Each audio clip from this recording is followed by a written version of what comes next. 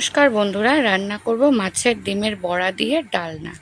মাছের ডিমটা ভালো করে ধুয়ে দিয়ে দিয়েছি বেসন, চালের গুঁড়ো, লবণ, হলুদ। এবারে এটাকে ভালো করে মেখে নেব। বেসন দিয়ে মেখে নিলে বাইন্ডিংটা ভালো হয়। এবার কড়াইতে তেল গরম করে আমি এগুলোকে একে একে ভেজে নেব। বড়াগুলো লাল লাল করে ভেজে নেব।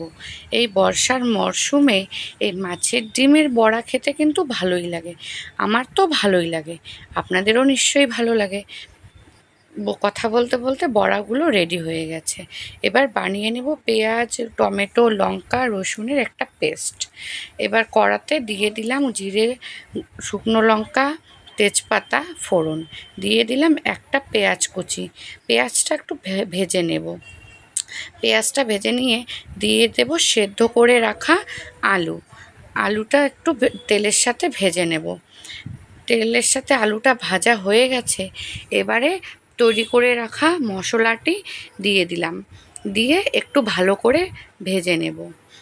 এবারে দিয়ে দেব হলুদ, লঙ্কা, লবণ, জিরের গুঁড়ো পরিমাণ মতো।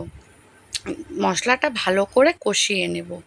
মশলাটা কষিয়ে নেব যতক্ষণ না মশলা থেকে কাঁচা গন্ধ চলে যায়, যতক্ষণে না তেল ছাড়ে। এবারে দিয়ে দেব জল, যতটা আমার ঝোলের জন্য প্রয়োজন। আপনারা নিজেদের পছন্দ অনুযায়ী ঝোল দেবেন। এবারে ভালো করে জলটা মশলার সাথে মিশিয়ে দিলাম, কিছুক্ষণ ফুটতে দেব। ঝোলটা ফুটে এলে দিয়ে দেব আগে থেকে ভেজে রাখা মাছের ডিমের বড়াগুলো, আবারও কিছুক্ষণ ফুটতে দেব। ঝোলটা ভালো করে ফুটে গেলে দিয়ে দেব গুঁড়ো মশলা। এই তো রেডি হয়ে গেল আমার মাছের ডিমের বড়ার ডালনা। এভাবে আপনারাও বাড়িতে বানিয়ে খাবেন, ভালো লাগবে।